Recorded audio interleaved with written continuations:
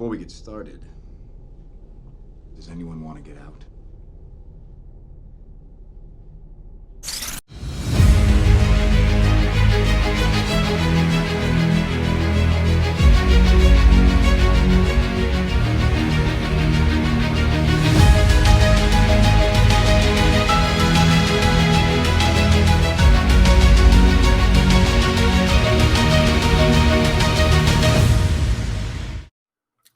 Hello, everyone, and welcome to this week's episode of Avatar Rewatch. Joining me, as always, is Jared from Comics League. I'm Commander Shepheard, and this is my favorite episode of Avatar. So far.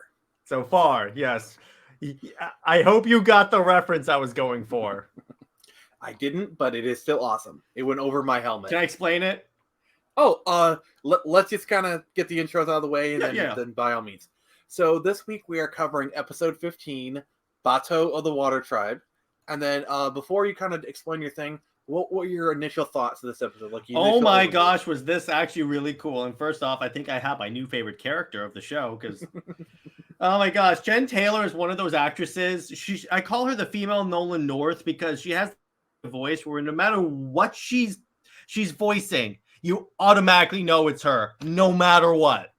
I would agree with that. But okay, explain the reference. Okay, so in Mass Effect 2, it started off in 2 on the Citadel. If you go to a couple of the shops, and they'll give you a discount if you give them an endorsement. And what that endorsement is, every time you walk in the store, on the loudspeaker it says, "I'm Commander Shepheard, and this is my favorite store on the Citadel." That's what I was going for. Oh, like I have the legendary edition, and I've started playing one, but like I haven't gotten too far into it. It's just there's so many other games. There's so many other but ones. That's a super split screen brothers. That's a super split screen brothers topic. But yeah. So with this one, basically this episode starts where they find a Water Tribe weapon, and they're kind of looking around. They find a Water Tribe ship. So basically the backstory is the men of the Water Tribe had left like 2 years prior, and basically leaving Katara and Sokka in charge, and that's kind of a thing for Sokka is like he wants to become a man. I'll make a man out of you. And it's raining men, hallelujah, it's raining. Calm down there. We don't want this is, that's a little. Yeah, I'm only joking around, of course. I know, I gotcha. But yeah, and then so they're camping, and then someone appears, and it turns out to be Bato of the Water Tribe. Oh my God! Another male Water Triber! Yay! Yep. And so basically, the backstory with him is like he was injured, so they had to leave him behind. He's been in an abbey. What do you think of this character? To be honest, all right. I liked how this episode basically used him as like a contrast to Sokka, because if you notice, when he's talking about being left behind and the heartbreak that comes from it, and the way it just focuses on Sokka, and then you see like him being left behind by his own father because the father was like, you have to stay here and protect the tribe and all that. I really liked how they sort of used him as like a stand-in for Sokka. It's an interesting way of like making you instantly understand the character, because even though he's a new character, they're essentially framing him in a character you already know, if that makes sense. Yeah, it's a very good narrative tool and whatnot. Mm-hmm. One of the things that I really liked about that scene was basically Aang doesn't like it when the attention is not on him. Yeah. In other words, he's a kid. Yeah. Give him some leeway and whatnot. Also, I like the fact that like he didn't like the sea prunes and whatnot. Like he's a vegetarian, so you think but yeah, it's kind of funny. And then contrast that to we go to the ship, and as usual, he's just trying to get him to tea, and then we have this new animal appear, and riding atop of it is Jared's new waifu. Yes, very. Because immediately, what's kind of funny? So I was going through my Twitter at the time with this episode on. Then all of a sudden I hear Jennifer Hale's voice, and I'm like, wait, what? I should have anticipated that because every major voice actor, it seems, is in this show. But let me kind of reenact it for you guys. He's like, wait, what? Yeah, exactly. That's exactly what happened. So I was like, wait, what? Because I know I should have anticipated this because every single it's weird because all the major voice actors have done this. This is like essentially the Forrest Gump of voice acting, but it's like because she is like my favorite female voice actress, like bar none, because I played like Knights of the Old Republic, Halo, Mass Effect. She was FemShep, and she did Hawkgirl and Injustice, and I'm like, there's like so many iconic roles, and by the way, I have her autograph on my wall on a Commander Shepheard picture because I met her back when I was really into Mass Effect. I'm still really Mass Effect, but you get the idea. But it's like, again, she's one of those voice actors that I have yet to see her in a role that she doesn't nail. It's like I didn't think I needed another reason to love Jennifer Hale, but I think I just found one. The way she says "drinks are on me," I'm like, oh yes. I instantly love this character. No, you missed the setup to that joke. Yeah, go ahead. Where it's like, sorry, I'm fresh. I'm fresh out of money. Drinks are on me. Yeah, like, I love that. Again, because here's the thing. I've been having a hard time trying to pick out my favorite character of the show because all these characters are honestly super cool. Immediately, I was like, nope, got it. More than Aang, more than Sokka. No, I love Jude. So yeah, so she has this animal, which like we're continuing the really tradition cool. of like the combination animals, where it's a really good tracker. Like it just sniffs out crime. Was it it looked like an anteater? Yeah, kind of give your thoughts about the episode right now. I'm gonna but again. And this goes back. I texted Nick immediately after she showed up, and I got time with the character. This again, longtime listeners of the show, please refer to episode 1 when we talked about. I think it was like episode 1 or 2. We talked about how this show does female empowerment right, because you have so many completely bad. The way she shows up Zuko, it's like, oh my God. The way she talks back to him like he's nothing, because for the longest, because here's why that's effective. So many times in the show, we're like, everyone's like respecting him. They're like, yes, sir. I'm sorry, master. Then she shows up and she's like, oh, dude, you're such a chump. And she like completely tears into him. And it's so satisfying. So for some reason, it's just so cool. And again, she is a complete and utter badass. She whips it, and she whips it. Yeah, exactly. So while Jared was doing his unabashed love for anything, the animal is called a shirisu. I just looked it up, but it looks like an anteater kind of, in particular how the tongue comes out. Yeah, basically because like most Avatar animals are like a combination of two things, like turtle duck. You saw an ostrich horse. At one point. And a platypus bear. And I'm like, what? Of all the things to combine, though. Yeah, wait till you see a turtle duck. You will fall in love. Mm-hmm. But yeah, again, do you agree with me that this show does female empowerment 100% right? Turns out all you need to do is make them goth and people love you. Well, yeah, kind of. And have them voiced by Jennifer Hale. Once again. That too. But again, it honestly astounds me because it's actually really good watching the show nowadays when Hollywood consistently fails to show powerful female characters. And it's like, I read a bunch of old like Ms. Marvel comics and I watch this and I'm like, okay, this is the way to do it. It's honestly, it kind of pisses me off because I'm like, this is easy. It's not like it's that hard either. It's not that hard. Exactly. But anyway, back to the episode. Again, I liked when she showed up at the end, that whole battle scene. That was really dope. Yes. So basically the whole thing is like he's waiting for Sokka's father to send the message of like the rendezvous point, tell him where they want to go. So like Aang's feeling left out, and I actually kind of like this trope where it's like character is like, oh, they betrayed me, and then like he leaves, and like immediately afterwards they talk about how they're not going to betray him. Yeah, it was almost like that's my one thing about this episode. I'm like, that was way too quick. I was like, no, we're gonna leave. Just kidding. Yeah, it's a very, you know, it's a trope. I'm sure. But I get it because they only have 20 minutes. It's not like they have 40 minutes in an episode. So I'm like, okay, I can excuse it for that reason. Yeah, pretty much. So, yeah, so he goes to the ship. He's thinking about it. He gets the message, and then he kind of does like this. Like, I actually really like how Aang is a little bit selfish in this episode. You know, like really do a good job of humanizing Aang, in my opinion. Mm-hmm. Yeah, really well. And again, I like particularly when like Qatar's leaving and she turns and you can see Aang's eyes. He's kind of doing the Puss in Boot eyes thing.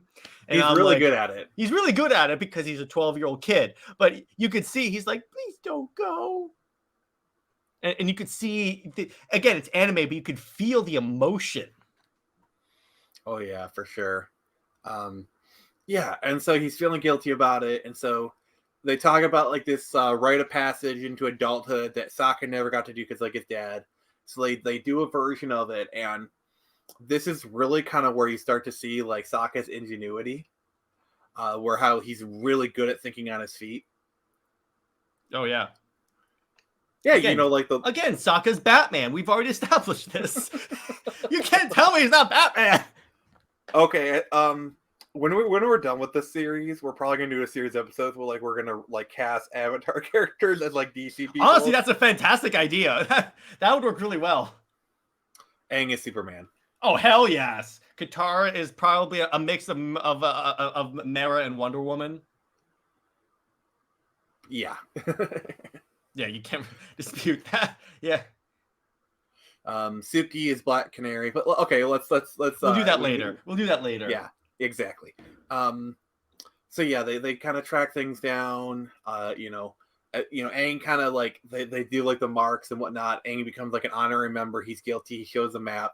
They're honestly rightfully mad at him. Like I don't even blame them. Yeah, you withheld that vital information, knowing how important finding their father is. Yeah, I do like how they kind of came to their senses. Then you kind of had that battle with the paralyzation. Probably my favorite moment in this episode is where like the battle's going on. Iroh's like sniffing the perfume. And he's like, just like the look in his eyes. It's just like he looks around, he's smiling. I also love when Appa is constantly being hit by the tongue and he just keeps inching forward. I'm like, what a trooper. Eventually he kind of like he's a goes sky out. bison. He's a really large animal, so it makes sense that it take multiple hits. Yeah, it's just seeing him fight through it. Yeah, it's really nice to see Appa actually battle for once instead of just being a mount. Like, it really shows how powerful he is. Yeah. Oh, yeah. Well, when you have an animal of that size, he better be, like, strong. Oh, so, Jared, did you catch the Street Fighter reference in this episode? I am... no, I didn't. What is it? So, the character... Did you notice that, like, the guy that June was arm wrestling? How he was dressed? How was he dressed? He was dressed exactly like Ryu from Street Fighter. Oh, okay. But for future reference, I have never played Street Fighter. Like, literally, he's dressed exactly like Ryu from Street Fighter. Like, literally, like, it looks exactly like him. Yeah. So, you get a really great battle between Zuko and Aang, and he kind of starts using water in his battle style for the first time, which is really cool. And then, like, towards the end, you have this moment where it's like, Uncle, you won't get paralyzed. He's like, and then, like, she looks at him like, how dare you? Like, I like this episode because, like, Iroh is really mischievous in this episode. Yeah, he is. I have a theory that he's 100% sabotaging his nephew because he doesn't want to see the Avatar capture. He's not exactly as 100% with the cause. Nick's got that look in his eye. So Jared, either he's stupid or he's sabotaging it, and I don't think he's stupid. So what were your overall thoughts on this episode? This is probably my favorite episode so far. It's because the action scenes, we get one of the most badass characters in the entire show. And I like it. Does a lot for Aang's character development and for everyone else's character development because they now see this is the first time we really acknowledge that they're a family now. Mm-hmm. So basically, Sokka and Katara, they had two tribes. They had the Water Tribe, and they had the tribe they had with Aang. That's basically how I see it. Exactly. That's pretty much what it is at this point. Yeah. So yeah. So that was a really good episode. Next up, we're kind of like nearing towards the end of this season. We got a few more episodes for like the two-parter finale. Next up is episode 16, The Deserter. And then we got 2 more episodes after that, and then we got the finale. So we're kind of cruising towards that. And right now, the plan is we finish this up, and then we'll be doing a rewatch on Jared's channel, and then in Avatar's place, we'll be doing a replay where I play a game and Jared insults me, and he basically mocks my poor performance. I'm already writing all my insults together. Like I may get a soundboard on my phone, and every time you die, wah wah wah. Well, it will be fun, and that's basically meant as a stopgap. So once we finish season 1 on his channel, we'll be basically doing releasing both on his and mine. So season 2, season 3, and then we'll go on to a different show on mine. So we'll be doing both on both channels. Yeah, that's kind of how things are going to go. In terms of what show we're going to do on my channel, right now we're planning to do the Justice League cartoon for like season 1. Chances are we're still going to end up doing that. I just have to, because I think it's still going to be on a streaming service that I have. So we'll still be able to do that. So right now we're going to plan to do that. If not, we'll probably do like Green Lantern or like it'll be a DC animated show. Mm-hmm. That's the plan. So basically the thought process on the show is the person hosting it has seen the show before and the other guest has not. Yeah. So like, for example, I've seen Avatar before and he hasn't. And whereas I haven't seen Justice League, which you would think I have, but I haven't. I think you have. And he has. So that's kind of where this dynamic comes in. And so if we do Justice League, I just want to get this out of the way. The first week is going to be 3 episodes because the 3 episodes of the first arc. And then also so my plan is after we finish Avatar, we are doing the Battlestar Galactica reboot. Heck yeah, let's do it. I'm down. I always want a lot of the shows that Nick wants me to watch are shows I've wanted to watch for a while. So now I have a content reason to do so. So I'm like, all right, fine. Yeah, trust me. There is a lot of shows to go through. Like Firefly, Buffy, Angel, lots of stuff. I'll have to like look past my extreme hatred for He Who Must Not Be Named on those. Yeah.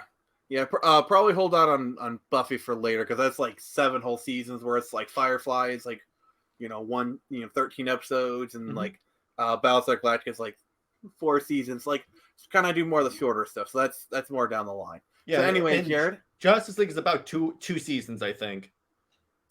Then you get to Unlimited. Then you get to Unlimited. Okay, so I'm sorry. What were you gonna say? So let's kind of wrap this thing up. Okay. Thank you for everyone for coming by, and we will see you next week. Comment, subscribe, and tell us your thoughts on this episode and why June is the best female character in the whole show. So is June your Goth GF? Was Iroh really mischievous? What were your thoughts on this episode? Please comment down below. We need to feed that algorithm. It's a hungry, ravenous beast. I went Australian there for a moment. Yeah. So yeah, it's been Nick Gibson from the Phoenix Press. And remember, I can only show you the door. You're the one that's to walk through it. Stay rock.